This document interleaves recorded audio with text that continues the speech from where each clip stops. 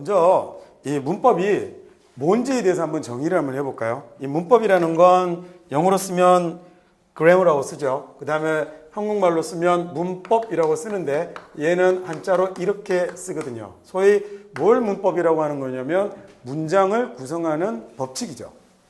문장을 구성하는 법칙입니다. 그래서 단어를 알면 영어를 말할 수 있나요? 그렇지는 않죠. 쉽게 단어를 가지고 올바른 문장을 구성하는 법칙을 뭐라고 하냐면 문법이라고 그러는 거예요. 그래서 얘를 배우는 이유는 영어라는 문장은 이렇게 생겨먹었구나라는 걸 알기 위해서 문장의 법칙을 배우는 건데, 여기서 제가 한 가지 또 태클을 걸고 가고 싶은 건, 우리는 문법을 배워야 할 지점에서 문법이 아니라 뭘 배우는 경우들이 많냐면 어떻게 활용하지라는, 그냥 한글로 쓸게요. 어떻게 활용하지라는 용법을 배우는 경우들이 굉장히 많습니다. 그래서 이걸 조금 나눠드리면, 문법이라는 건 크게 나누면 두 가지로 나눌 수가 있는데요. 하나는 뭐가 있냐면 영어로 쓰면 sentence grammar라는 게 있고, 지금 우리는 뭘 하고 있는 거냐면 문법의 정의를 한번 내려보고 있는 거예요. 그래서 우리가 뭘 공부할 건지를 보는데, 문법이 뭐냐? 문법 외우려면 문법이 뭔지는 알아야 될 거 아니에요. 그죠? 그래서 크게 두 가지로 나누면, 하나는 sentence grammar하고 또 하나는 뭐가 있냐면 word grammar라는 게 있어요. 하나는 문장의 규칙이고 하나는 단어의 규칙입니다. 위에 있는 걸 우리말로 옮기면 얘를 뭐라고 옮길 수 있냐면 문법이라고 옮길 수 있고, 아래에 있는 건 뭐냐면 얘는 단어니까 어법이라고 옮길 수 있는 거죠. 근데 우리나라에서 일명 어법상 옳은 것을 고르시오라는 문제에 사용하고 있는 그 말은, 그래서 엄밀하게 얘기하면 틀린 말입니다. 여러분이 보는 시험은 대부분 어법이 아니라 실은 뭐가 나오는 거냐면 문법이 나오는 건데, 얘도 경계가 조금 애매해서 문법과 어법이 교집합 부분들이 좀 있기 때문에 거기에 대한 게 약간 혼동이 될 수는 있어요. 근데 일단 우리는 이렇게 정의를 해놓고 갑시다. 이 문법이라는 것하고 어법이라는 말은 다른 말로 얘는 뭐라고 하냐면 용법이라고 하기도 하거든요. 근데 용법은 그래서 다르게 usage라는 말을 쓰기도 하고, 얘네들은 각각 개별 단어들의 용법이기 때문에 자기만의 사전을 가지고 있기도 합니다. 다시 얘기를 해드릴게요. 문법이라는 건 뭐냐면 모든 문장에, 이렇게 분필이 미쳤나 봐요. 왜 이렇게 부서지지? 모든 문장에 공통적으로 적용되는 규칙입니다.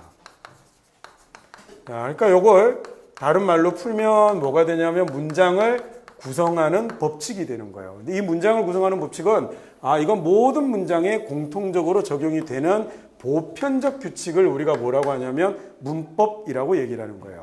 예를 들어서 영어는 첫 번째 단어가 뭘로 시작하죠? 주어로 시작하죠. 자, 다시요. 아주 쉽게 명사의 단수형에다가 얘를 들이라는 복수형을 만들 때 뭘 붙이죠? s나 또는 es를 붙이죠. 이런 게 문법입니다. 쉽게요.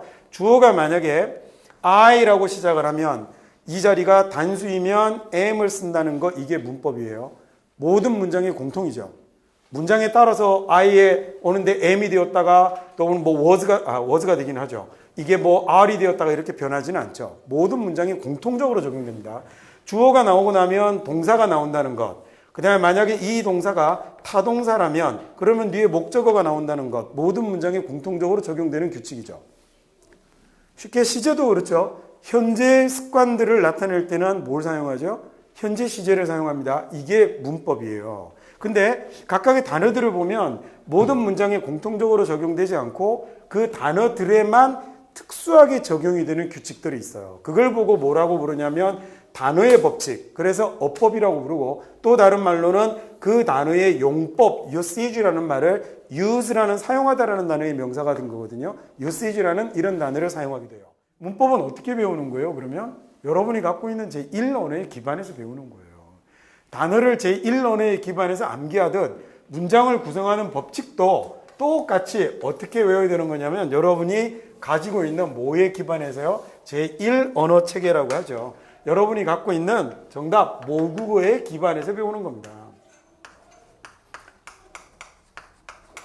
자, 모국어에 기반해서 배우는데 단어는 대응시켜 배우면 되죠. 근데 이건 우리 혹시 2시간 연속해서 들으시는 분은 제가 직독직해 1강에서도 설명을 드릴 텐데, 단어도 무조건 대응해서 외울 수는 없어요. 비슷하기도 하고 같은 것도 있고 다른 것도 있기도 하거든요.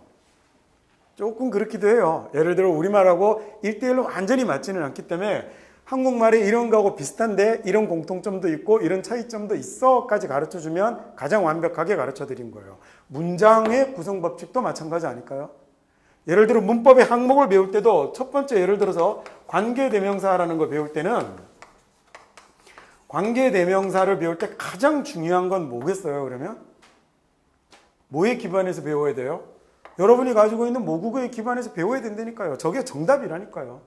모국어에 기반해서 배우려면 그러면 여러분이 첫 시간에 배워야 될 건 뭐냐면 관계대명사는 우리말에 뭐지? 라는 걸 배워야 되는 거죠.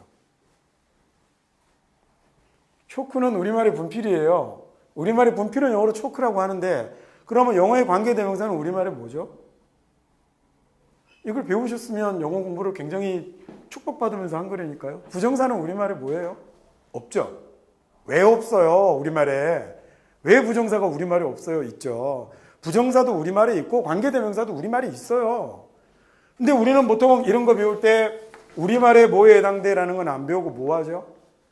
한국 영어 문법 공부에서 제가 제일 싫어하는 거 나누는 거. 제한적 용법, 계속적 용법. 그죠? 제한적 용법은 커마가 없고 얘는 커마가 있는데 얘는 얘는 뒤에서부터 해석하고 얘는 앞에서부터 해석하고. 이것도 재밌는 설명 아닙니까? 여러분 미국 애들은 이건 뒤에서 해석하고 이건 앞에서 해석할까요? 저는 이렇게 성격이 지금도 그렇지만 옛날부터 이렇게 워낙 좀 삐딱한 성격을 갖고 있어서 하나하나가 이렇게 다 꼬투리가 잡히고 이상한데 뭐 하나 제대로 시원하게 답을 얻어본 적이 없었어요. 관계대명사가 우리말에 뭐하고 같아? 우리말에 관형사절하고 같다는 걸 알면 그냥 간단하게 끝나는 거예요. 그리고 우리말에 관형사절이 들어가 있는 문장을 근데 요새는 한국어 문법을 잘 못해서 그렇게 못 가르쳐 주기도 해요. 제가 나중에 다른 방식으로 가르쳐 드릴 거예요. 우리말에서 관계대명사가 필요한 자리를 써보고 영어로 바꿔 쓰는 거 배우면 끝나요. 그리고 관계대명사를 읽으면 돼요. 부정사 대신에 우리말이 뭐 쓰는지 알면 되는데 그런 걸 안 배우는 거죠. 야, 물을 water라고 한다, 병을 bottle이라고 한다 배우면 끝나는 것처럼 안에라는 말을 in이라고 한다라고 배우면 끝나는 것처럼 그래서 the water in the bottle 이렇게 쓰면 되는구나라는 걸 배우면 되는데 우리는 관계대명사는 뭐가 관계대명사라고 그래요? 관계대명사의 용법, 관계대명사의 종류 그리고 1, 2, 3, 4, 1, 2, 3, 4 이해 잘 되시던가요? 그래 놓고 계속 이해하라고 그래요. 계속 이해하라고 그래요.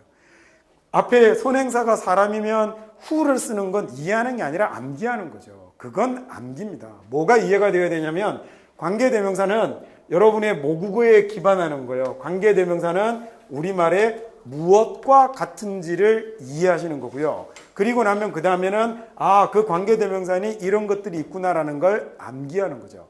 그 다음에는 어떻게 하는 거예요? 여러분이 영어로 되어 있는 문장들을 보면서 프랙티스를 하는 거죠. 그리고 그게 여러분께 되어가는 겁니다. 그리고 그 과정에서 첫 번째 단추를 제가 지금 직독직해로 가는 원리문법이라는 이 강좌에서 달아드리려고 그러는 거예요. 이 어떻게라는 놈하고 관련해서 제가 하나만 더 설명을 드리자면 무슨 얘기하려고 하는지 아시겠죠? 숲을 보는 게 맞나요? 나무를 보는 게 맞나요? 예, 당연히 숲을 보는 게 맞죠. 숲을 먼저 보고 그 다음에 두 번째가 보고 나면 그 다음이 나무를 보는 건데 우리 또 문법 공부가 주로 어떻게 되어 있냐면 나무부터 보죠. 그리고 나무만 보라고 그래요. 그리고 나무만 물어요. 그런 느낌 안 드시나요? 예를 들어서 조동사가 뭔지, 그죠? 우리말의 조동사가 뭐하고 비슷한지, 그리고 조동사는 어떻게 쓰면 좋은지는 못 가르쳐주고, 그죠? 조동사의 나무만 물어요. 근데 심지어는 이 나무도 틀린 나무들도 부지 기수죠. 그리고 아주 세부적인 데만 자꾸 보게 만드니까 여러분이 어떻게 하기도 하냐면 I could buy it 이라고 이렇게 써놓으면 얘 현재예요? 과거예요? 현재예요? 과거예요? 둘 다 되죠. 둘 다 됩니다. 나중에 조동사 편에 가서 하기로 하죠. 얘를 못 보고 하나하나 예를 들어 부정사 볼 때는 부정사만, 동명사 볼 때는 동명사만, 분사 볼 때는 분사만 이렇게 보니까 전체적으로 동사의 서술어 어미 변화에 해당되는 부정사, 동명사, 분사를 한 번에 못 보는 거예요.